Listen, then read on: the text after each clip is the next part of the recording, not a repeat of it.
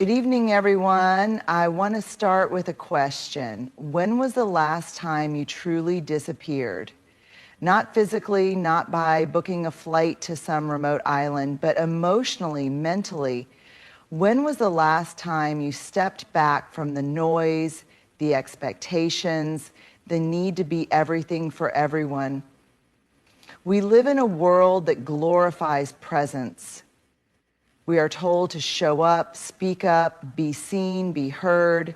We equate visibility with success, and we wear our exhaustion like a badge of honor, as if the more depleted we are, the more valuable we become. But what if I told you the opposite is true?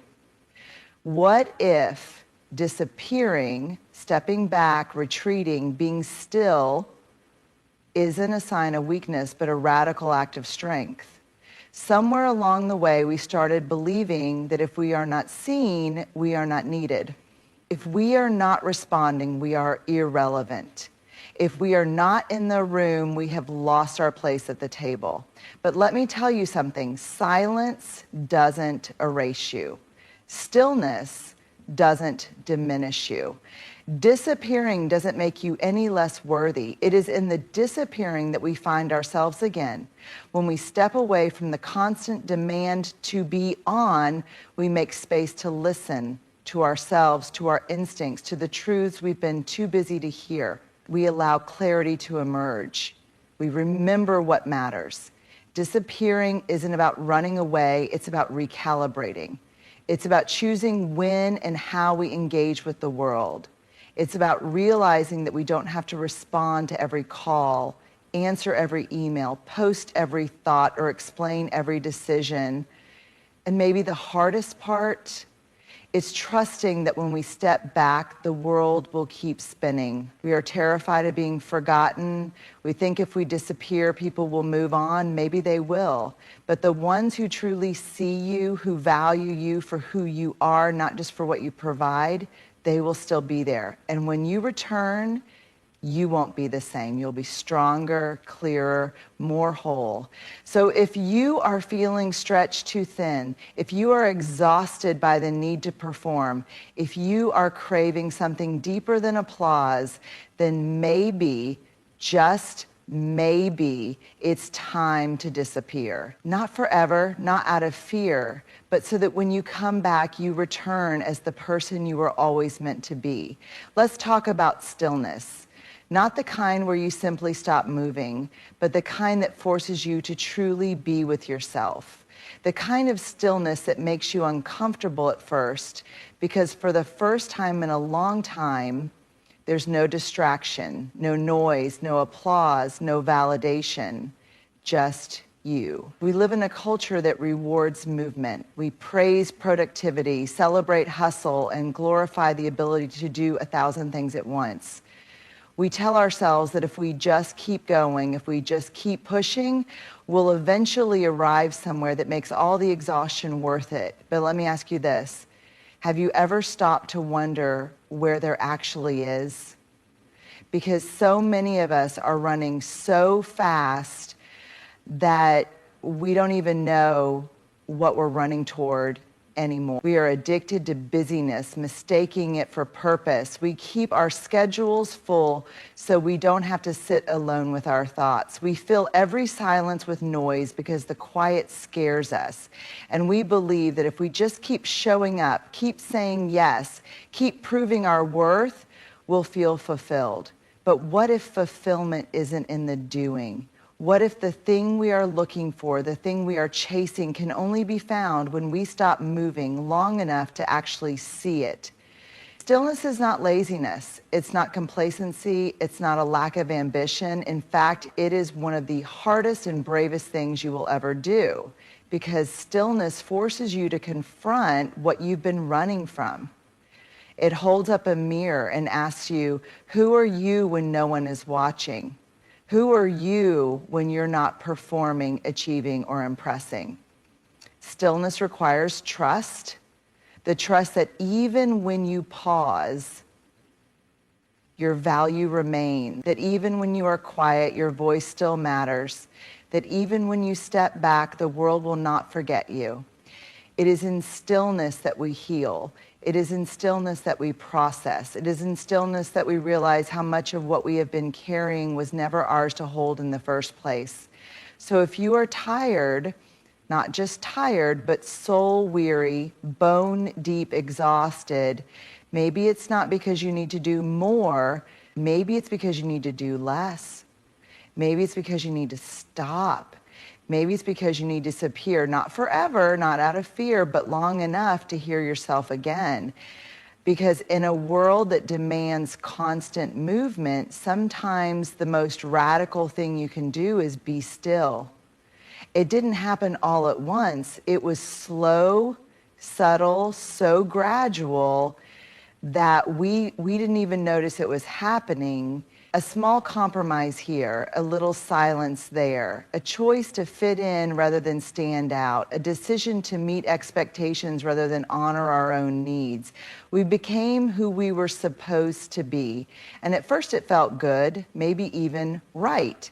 After all, we were praised for it. We were rewarded for being agreeable, for being adaptable, for making others comfortable. We learned how to shape shift, how to mold ourselves to fit the roles assigned to us. But over time, something happened. We started to feel disconnected from our own thoughts, from our own desires, from the version of ourselves that once felt whole. We began to feel like we were living someone else's life, playing a character in a story we never wrote. And then, one day, we wake up and realize, I don't even recognize myself anymore. This is what happens when we live for the approval of others. When we define ourselves by our productivity, our achievements, our ability to please, we give away pieces of ourselves, little by little, until there's nothing left to hold on to. But here's the thing about losing yourself. You can always find your way back. Reclaiming ourselves is not about going back to who we were before the world told us who to be.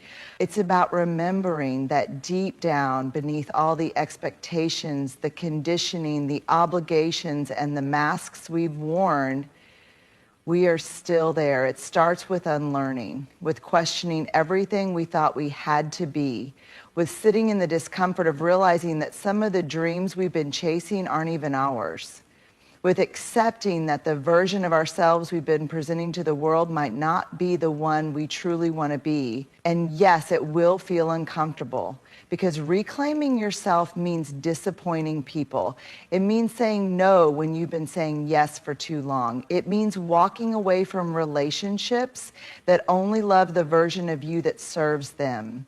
It means sitting in the loneliness of not knowing who you are anymore before slowly, gently rediscovering the person you were always meant to be.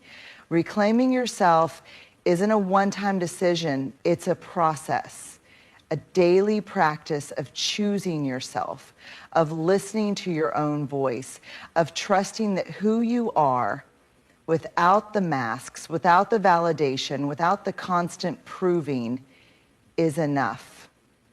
So if you're feeling lost, if you're looking in the mirror and wondering where you went, I want you to know this: you are still there. Beneath the expectations, beneath the exhaustion, beneath the roles you've been playing, and it's time to come back home to yourself. There's a quiet fear that lingers in all of us, a fear we don't often say out loud, but one that shapes so many of our choices. What if I disappear and no one notices? What if I step back and the world moves on without me? What if the people I love stop thinking about me? What if my absence isn't felt? What if I become irrelevant? This fear runs deep because at our core, we all want to matter. We want to be remembered. We want to know that our presence makes a difference, that our voice is heard, that our work, our love, our very existence leaves an imprint. And so we keep showing up, even when we're exhausted, even when we're stretched too thin, even when we feel like we're losing ourselves in the process.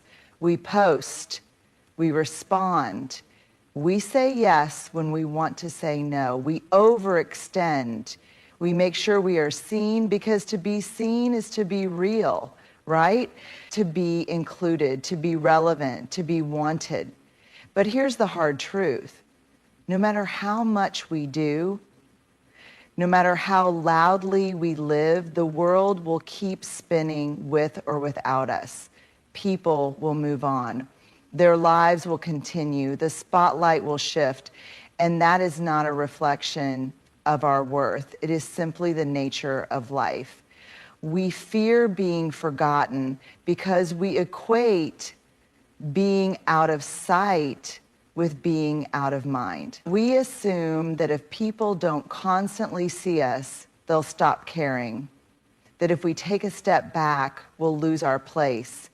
But the truth is, real connections, the ones that matter, don't disappear just because you do. Think about the people you love most, the ones who have impacted you in ways words can't explain. Maybe they were mentors, friends, family. Maybe they were a stranger who showed you kindness in a moment you needed it most. Now ask yourself this. Do you remember them because they were always visible? Or do you remember them because of the way they made you feel, because of the way they showed up? Not for attention, but with intention. Being remembered isn't about constant presence. It's about meaningful impact. It's about how you exist in people's lives, not how often they see you. The truth is, we don't need to be in the room to matter. We don't need to post every thought, attend every event, answer every call. We don't need to exhaust ourselves trying to prove our existence. The people who truly see you, the ones who value you for who you are, not just for what you provide, won't forget you when you take time to rest, to heal, to disappear for a while. And if someone does forget you the moment you step away, maybe that's proof that you never truly mattered to them in the first place. So let go of the fear. You are not here to perform for the world. You are here to live, to grow, to evolve, and sometimes that means stepping away. You are not forgotten. You are not replaceable. You are not defined by how visible you are. You matter, whether the world is watching or not. From the time we are young, we are taught that visibility equals value, that the more seen we are, the more important we must be. We are praised for achievement, for standing out, for making our mark in ways that are loud and noticeable. And so we chase it. We chase recognition. We chase relevance. We chase the applause, the approval, the reassurance that we matter. And when we get it, when the spotlight lands on us, when people are watching, when the validation rolls in, it feels good. It feels right. It feels like proof that we are on the right path. But what happens when the spotlight shifts? Because it will shift. Maybe not today, maybe not tomorrow, but eventually the attention moves. The world finds something new to focus on. The applause dies down. The people who once needed you, who once hung onto your every word, find someone else to follow. And if you've built your sense of worth around being seen, around being heard, around being needed, that shift can feel devastating. We hold on so tightly to the spotlight because we think it defines us. We think that stepping back means fading away, that if we're not the one being watched, we'll become invisible, forgotten, unimportant. But here's the truth. The spotlight is not the source of your worth. Your value does not come from how many people see you. It does not come from how much attention you get. It does not come from how loudly the world praises you. And letting go of the spotlight, that's not a loss, it's a gift. Because the spotlight is exhausting. It demands that you always be on. It leaves little room for mistakes, for growth, for quiet transformation. It makes you feel like you have to keep proving yourself over and over again just to stay relevant. But life, real life, is not lived under a spotlight. It's lived in the quiet moments, in the deep conversations, In the times when no one is watching, but you are still showing up with love, with kindness, with authenticity, letting go of the spotlight means releasing the need to perform. It means giving yourself permission to exist outside of constant validation. It means knowing that even in the background, even in the stillness, even when the world is not watching, you still matter. So if you feel the pressure to always be seen, to always be relevant, to always be achieving, ask yourself, who am I without the spotlight? Because that person, the one who exists beyond the recognition, beyond the applause, beyond the expectations, that's the person who is real. That's the person who is free. We live in a world that demands constant access. We are expected to share everything, the details of our day, our thoughts, our struggles, our triumphs. We are encouraged to be transparent, to be open, to be available at all times. Social media has convinced us that if we are not updating, posting, sharing, and explaining, we are falling behind. But in this endless pursuit of visibility, we have forgotten something powerful, the gift of mystery. Mystery is not about secrecy, it's not about hiding, it's not about being closed off or unwilling to connect. It's about knowing that not everything needs to be shared. Some of the most beautiful things in life thrive in the unseen, in the quiet, in the unspoken. The deepest connections don't always need constant conversation. The most powerful presence doesn't always need explanation. The most interesting people are not the ones who tell you everything. They are the ones who leave space for curiosity, for discovery, for depth. But we fear mystery, don't we? We fear being misunderstood. We fear people making assumptions about us. We fear that if we don't constantly remind the world of who we are, they will forget us. And so we over-explain, we justify, we give away too much of ourselves in an attempt to control how we are perceived. We live in a constant state of performance, trying to prove that we are good, that we are worthy, that we are valuable. But here's the truth. You do not have to be fully known to be fully valued. There is power in leaving things unsaid. There is strength in being selective with your energy, your presence, your words. There is beauty in allowing others to wonder, to question, to seek you out, rather than feeling obligated to lay everything bare. Think about the people who captivate you the most. Are they the ones who give everything away at once? Or are they the ones who hold something back, who carry a quiet confidence, who make you lean in because you want to know more? There is something magnetic about a person who doesn't need to be constantly seen to feel secure. Someone who doesn't feel the need to overshare or prove themselves. Someone who understands that their worth isn't in their visibility, but in their presence, however and whenever they choose to show up. Mystery is a form of self-respect. It is a way of protecting your peace. It is a declaration that your life, your thoughts, your experiences are sacred and they do not have to be consumed by everyone all the time. So the next time you feel pressure to explain yourself, to prove yourself, to be more available than you truly want to be, pause. Ask yourself, what do I gain by holding this close? What do I lose by giving it all away? Because sometimes the most powerful thing you can do is let them wonder. Disappearing isn't the end of the story. It's the beginning of a transformation. When we step away, when we take the time to be still, to reclaim ourselves, to embrace mystery, we aren't just withdrawing. We are preparing. We are recalibrating. We are learning how to return, not out of obligation or fear of being forgotten, but with intention. But here's the thing. The world doesn't teach us how to return. We know how to grind. We know how to push ourselves to the brink. We know how to stay visible, stay relevant, stay exhausted, trying to prove we matter. But what happens when we've stepped back? When we've disappeared for a while to rest, to heal, to unlearn? How do we return in a way that honors what we've discovered in the quiet? The difference between emerging and resurfacing. There's a difference between simply resurfacing and emerging with purpose. Resurfacing is what we do when we're afraid of being left behind. It's when we jump back into the world the moment we feel forgotten, when we re-engage in the same cycles, the same busyness, the same need for validation, because that's what feels familiar. But emerging, that's different.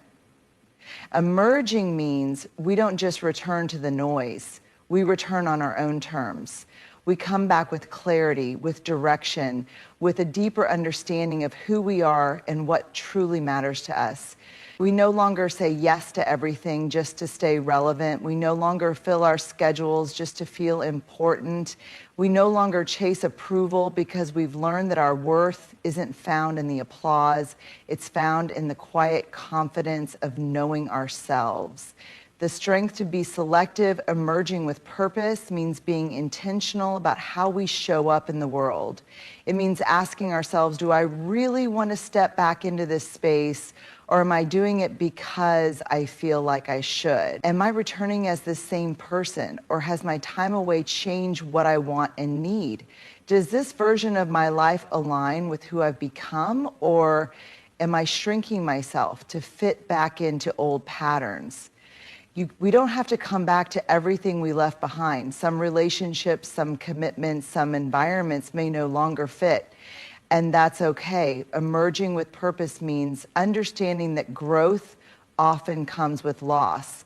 It means having the courage to say that version of me no longer exists, and I will not apologize for evolving, moving differently, speaking differently, living differently. The world will notice when you return differently. When you are no longer so easily accessible, when you no longer over-explain, when you are more deliberate with your energy, when you speak less but say more. Some will be confused, some will resist, some will try to pull you back into the version of yourself that was easier for them to understand, easier for them to control, but that is not your burden to carry. You are not here to make everyone comfortable with your growth. You are not here to shrink yourself to fit a life you've outgrown. You disappeared for a reason. You stepped back for a reason. You reclaimed yourself for a reason. Now you emerge.